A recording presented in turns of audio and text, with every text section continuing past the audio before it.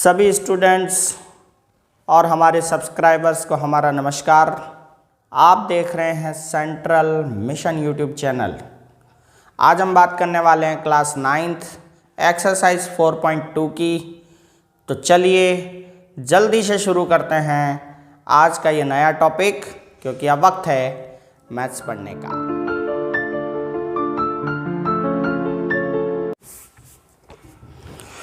तो देखिए 4.2 में हम सबसे पहले फर्स्ट क्वेश्चन लेते हैं।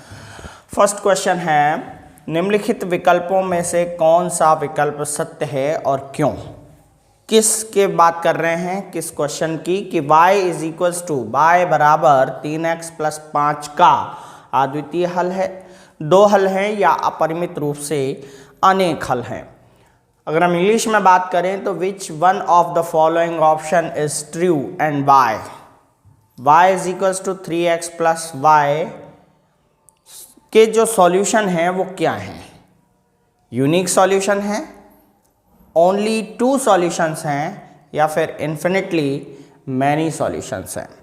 तो यहाँ पर हम बात कर लेते हैं, इसकी सॉल्व करेंगे।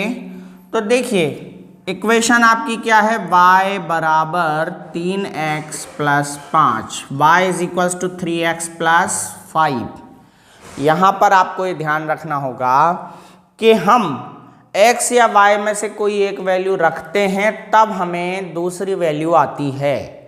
आपको ध्यान होगा कि हम ग्राफ बनाते हैं इसका, तो x की कोई वैल्यू रखते हैं तब हमें y की वैल्यू प्राप्त होती है, या फिर इसका उल्टा भी हम कह सकते हैं कि y की कोई वैल्यू रखते हैं तब हमें x की वैल्यू प्राप्त होती है। तो कुल मिला के बात यह है कि हम जितनी x की वैल्यू यहाँ पर रखेंगे उतनी y की वैल्यू आएंगी, और जितनी y की वैल्यू रखेंगे उतनी ही x की वैल्यू आएगी। मतलब हम अनंत संख्याएं रख सकते हैं x और y की जगह पर, तो हमें आंसर भी अनंत ही प्राप्त होंगे। तो इसका उत्तर है 3। उत्तर है 3। अपरिमित रूप से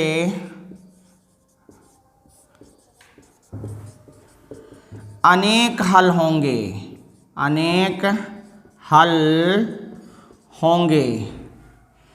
कारण पूछा है क्यों, तो लिखेंगे क्योंकि x के अनंत मान रखने पर y के अनंत मान प्राप्त होंगे।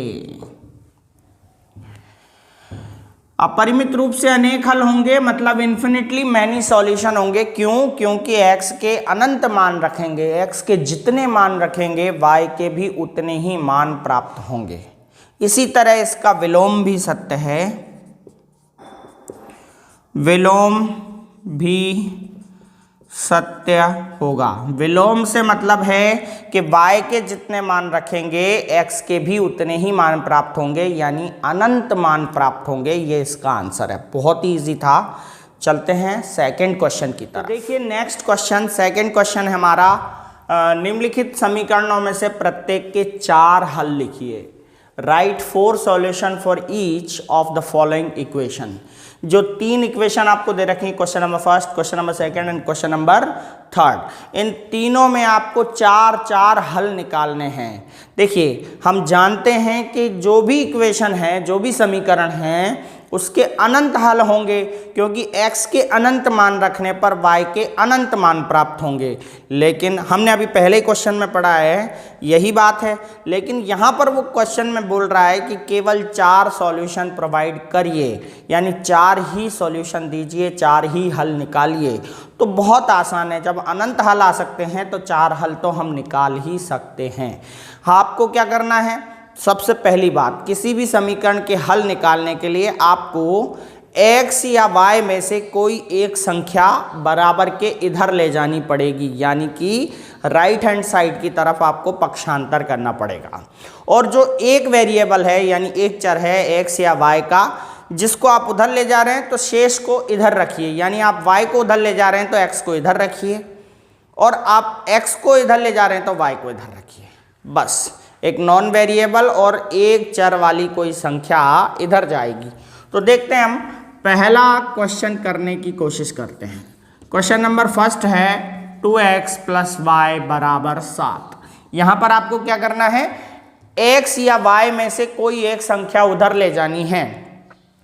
तो हम पहले ये चयन करेंगे कि कौन सी संख्या उधर ले जाना ज़्यादा उचित होगा, मतलब ज़्यादा कंफर्टेबल होगा। अगर हम y को ले जाएंगे तो यहाँ 2 कोएफिशिएंट में है, यानी 2 गुणांक में है x के, तो ये थोड़ा सा भाग लगाना पड़ेगा। इसलिए हम ऐसा करते हैं, इस संख्या को ही उधर ले जाते हैं तो y अकेला बचेगा। तो हम क्या करेंगे, y बराबर 7 अपनी जगह पे है, 2x को उधर ले जाएंगे तो -2x हो जाएंगे। पक्षांतर करने का नियम आपको पता होना चाहिए, प्लस की संख्या उधर जाएगी तो माइनस हो जाएगी। तो ये हमारा एक समीकरण बन गया, y बराबर 7 - 2x।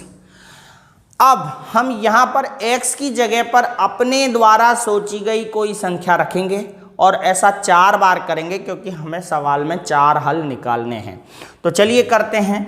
x की जगह पर हम कोई ऐसी संख्या रखें जिससे 2 का गुणा होने के बाद 7 में से घट जाए। तो हम मान लीजिए यहाँ रखते हैं, माना x बराबर 1 रख देते हैं। हम 0 भी रख सकते हैं, x बराबर 1 रखते हैं। ऐसा नहीं कि भाई मैं रख रहा हूँ वही संख्या आपको रखनी है, जो आपकी मर्जी हो वो संख्या रख सकते हो। आप 100 भी रख सकते हो, 200 भी रख सकते हो, 500 भी रख सकते हो, और 0 भी रख सकते हो, माइनस में भी रख सकते हो। जो भी आप चीज़ चाहें वो रख सकते हैं। तो मैं यहाँ पर 1, 2, 3 और 4 ही लूँगा, क्योंकि हमें 4 संख्याएं निकालनी है, बहुत छोटी सी संख्याएं लेंगे। तो x बराबर 1 लिया। तो देखिए, जब आप x बराबर 1 मान रहे हैं, उधर ले जाने वाली जो संख्या है x है, और x को आप मानेंगे 4 बार।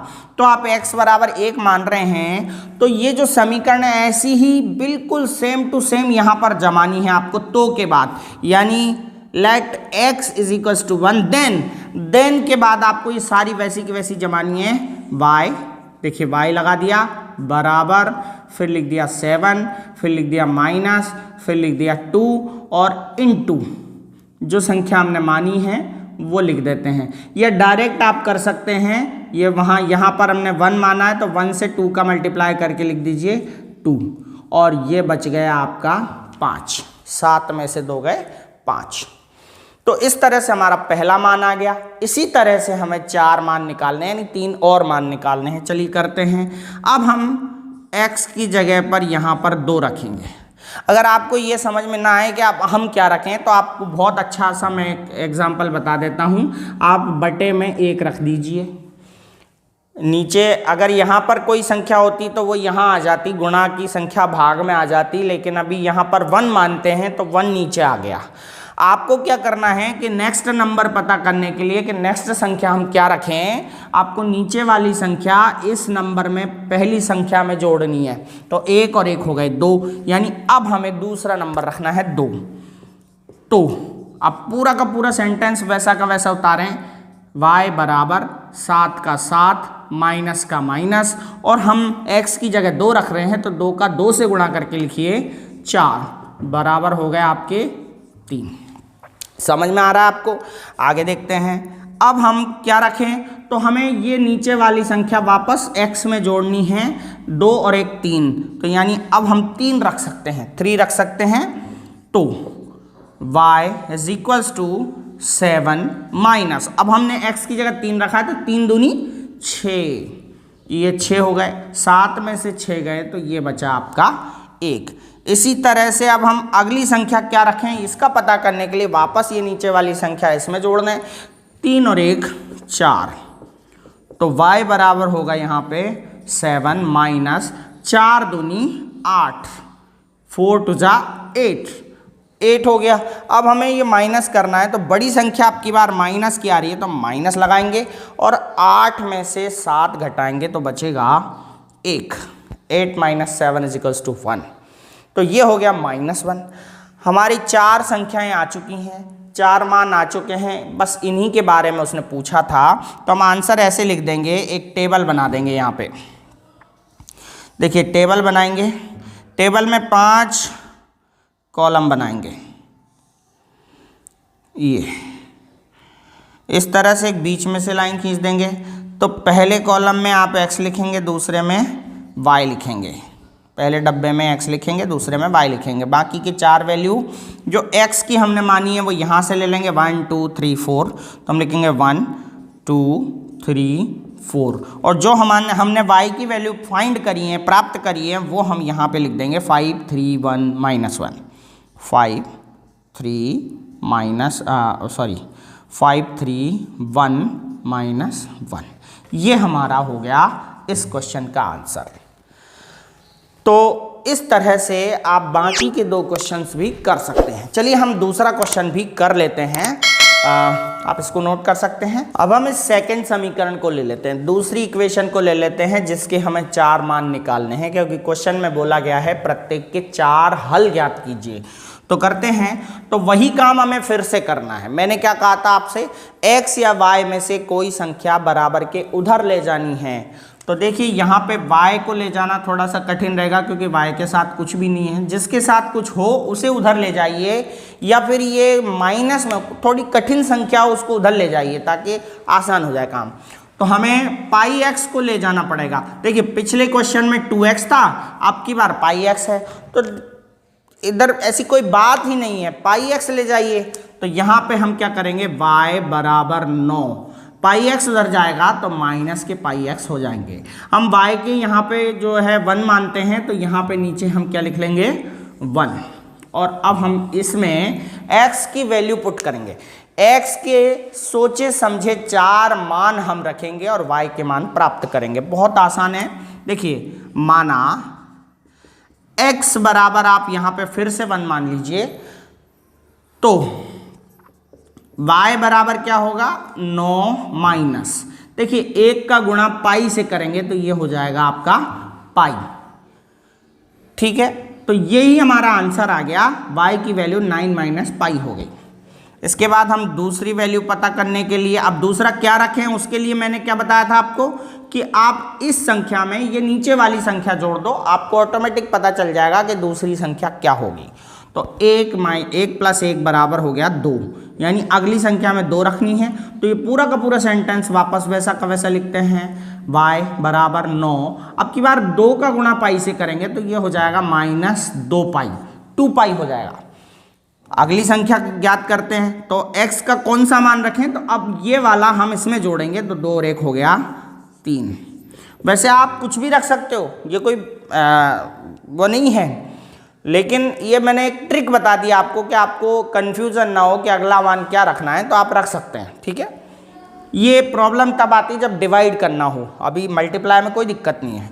तो x बराबर 3, तो y बराबर आएगा 9 - 3 का मल्टीप्लाई पाई से करेंगे तो ये हो गया 3 पाई।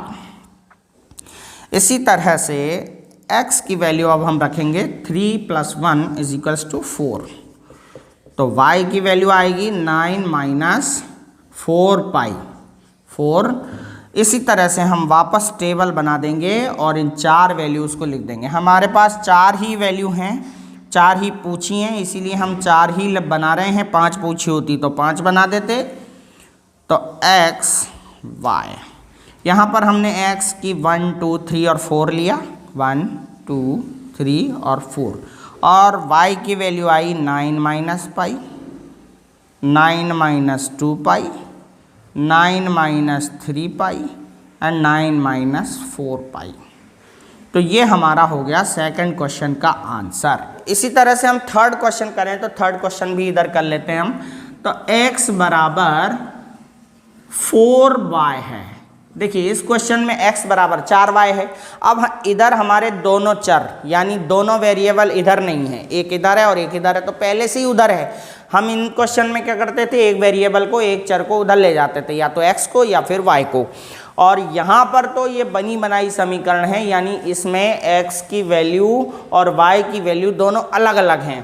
तो हम इसमें अब देखिए उस साइड y की वैल्यू है, तो हमें y की वैल्यू पुट करनी पड़ेगी, यानी y का मान रखना पड़ेगा। हम पहले x को उधर ले जाते थे तो x का मान रखते थे, यहाँ पर पहले से ही y उधर है और इधर x सिंपल है, तो हम y की वैल्यू रखते हैं। तो देखिए माना y बराबर हम 1 मान लें, अब y का मान मानना पड़ेगा क्योंकि y उधर है, तो y बराबर 1 माने तो x बराबर क्या होगा, तो तो देखिए y का मान 1 माना है तो 4 से गुणा करना पड़ेगा, तो 1 चौके 4 होते हैं, यानी 1 4 जा 4 होते हैं, तो ये हमने रख दिया 4, यानी y की वैल्यू हम 1 रखेंगे तो x की वैल्यू हमें 4 प्राप्त होगी।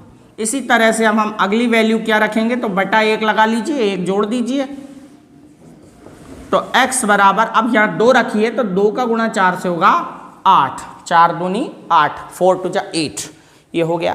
इसी तरह से अगली वैल्यू हमें क्या रखनी है, फिर से ये वाला 1 जोड़ दीजिए, ये हो गई 3, तो x बराबर अब क्या होगा, 3 चौका 12, यानी 3 4 जा 12। इसी तरह से अगली वैल्यू फिर 3 में 1 जोड़ दीजिए, हो गए 4, तो x बराबर 4 चौका 16, 4 4 जा 16। इस तरह से हमारे ये वाले 4 मान भी आ गए हैं।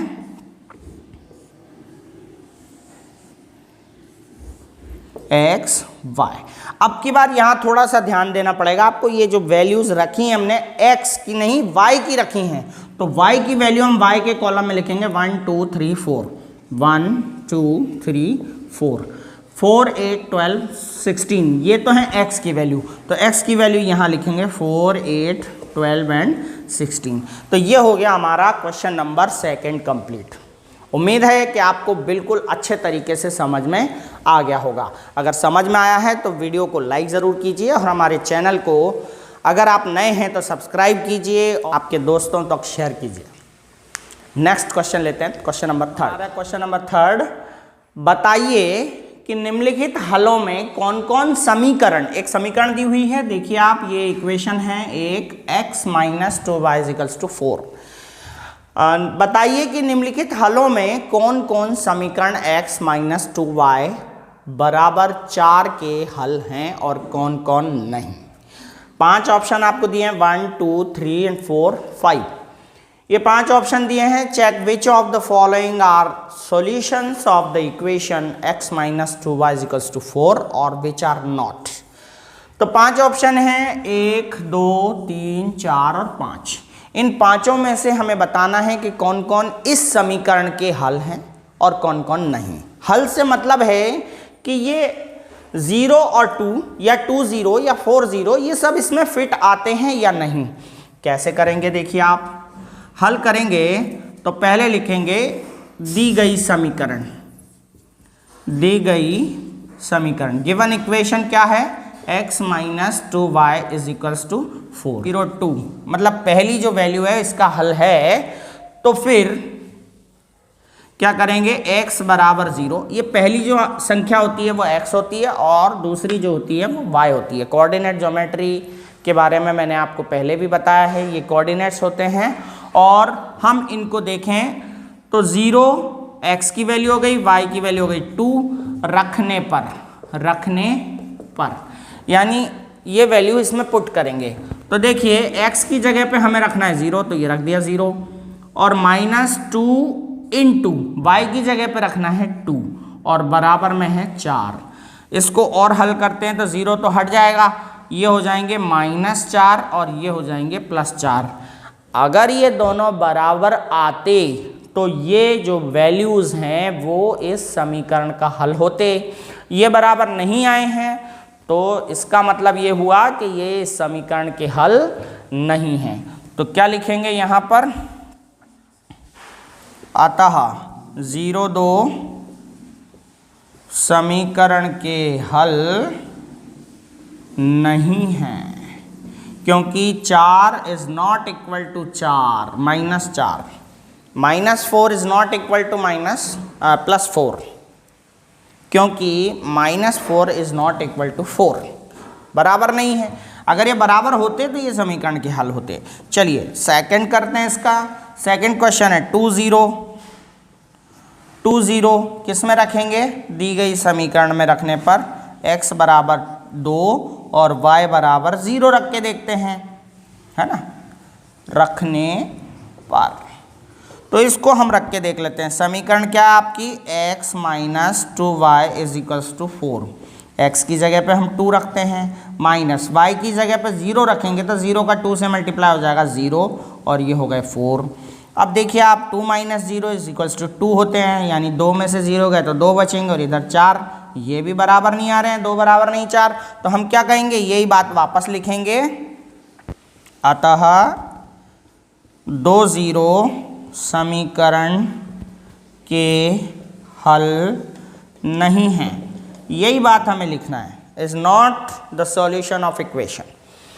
इसी तरह से अब हम तीसरी वैल्यू रखते हैं, तो ये आप नोट कर लीजिए। मैं थर्ड वैल्यू रख के देखता हूँ कि ये तीसरे जो सवाल हैं, ये तीसरे जो मान हैं, ये समीकरण के हल हैं या नहीं। ये नोट कर लिया होगा आपने। अब हम थर्ड वैल्यू रखते हैं, जो दी गई वैल्यू है थर्ड, ये देखते हैं कि ये इस समीकरण का हल है या नहीं। ये तो नहीं आया, ये भी नहीं आया। अब हम थर्ड क्वेश्चन रखेंगे। 4 0 है तो x की जगह 4 और y की जगह 0 रखने पर, तो अब हम इसमें रखते हैं x माइनस 2y बराबर 4 है, तो x की जगह हमें 4 रखना है माइनस 2। ऐसा करते हैं, डायरेक्ट मल्टीप्लाई कर देते हैं, 0 का मल्टीप्लाई 2 से करते हैं तो 0, क्योंकि y की जगह हमें रखना है 0 और ये 4, तो यहाँ पे 4 में से 0 गए 4 और ये भी 4, तो ये बराबर आ गया है। इसका मतलब है कि ये जो वैल्यूज हैं ये इस इक्वेशन का हल हैं, सॉल्यूशन ऑफ द इक्वेशन हैं। तो हम लिखेंगे अतः 4 0 समीकरण का हल हैं, ये आंसर हो गया इसका। 4 0 are the solution of equation. Question number, अब हम फोर्थ कर लेते हैं इधर। क्वेश्चन नंबर 4 में √2 और 4√2 हैं, तो x की जगह पर हमें √2 पुट करना है और y की जगह पर 4√2 पुट करना है। तो देखिए हम करते हैं x माइनस 4y बराबर 4 हैं, तो x की जगह पे √2 रख देते हैं और y की जगह पे हम रखेंगे 4√2। तो देखिए 4 इंटू 4√2 इज इक्वल्स टू 4 हैं, तो देखिए √2 माइनस 4 4 जा 16, 4 चौका 16 होते हैं बराबर 4। अब देखिए आप 16√2 में से एक √2 अपन माइनस करेंगे तो हो जाएंगे 15√2, और यहाँ पे माइनस है बड़ी संख्या, तो माइनस के 15√2 और ये 4 क्या दोनों इक्वल हैं, बराबर हैं, नहीं हैं, तो हम लिख देंगे इक्वल नॉट। तो लिखेंगे √2 और 4√2 are not the solution of equation, answer. इसी तरह से हम पांचवा जो मान है एक एक ये रखकर देख लेंगे, ये भी आते हैं नहीं आते हैं सॉल्यूशन, इसको भी नोट कर लीजिए।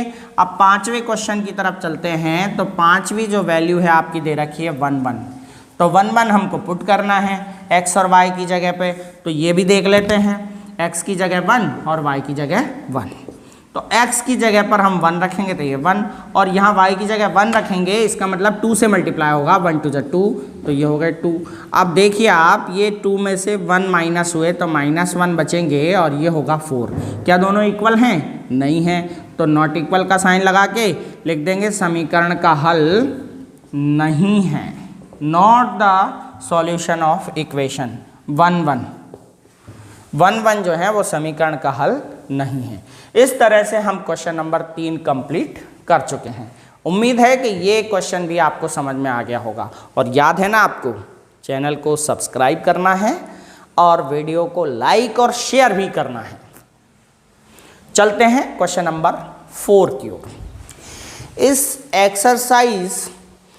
एक्सरसाइज 4.2 का ये लास्ट क्वेश्चन है, क्वेश्चन नंबर 4। करते हैं इसको सॉल्व। बहुत ही आसान है। k का मान ज्ञात कीजिए जबकि x बराबर 2 और y बराबर 1, समीकरण 2x प्लस 3y बराबर k का एक हल है। Find the value of k, k की वैल्यू फाइंड कीजिए। If x is equals to 2, y is equals to 1 is a solution of the equation 2x plus 3y is equals to k। तो करते हैं solve, बहुत आसान है। यहाँ पर आपको बता रखा है कि x बराबर 2 और y बराबर 1 जो है वो इस समीकरण का हल है। इसका मतलब है x की जगह पे हमें 2 रखना है और y की जगह पे 1 रखना है। तो देखिए जब हम सॉल्व करेंगे तो पहले हम इक्वेशन लिखेंगे 2x plus 3y is equals to k। तो x बराबर हमारा 2 व y बराबर 1 समीकरण का हल है।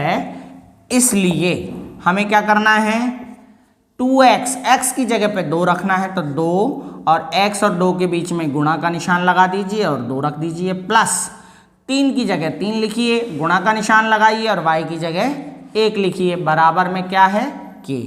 अब हम इसे सॉल्व करेंगे तो 2 दूनी 4, 2 टू 4 हो गया, 3 1 3 यानी 3 एकम 3 हो गया, बराबर हो गया k।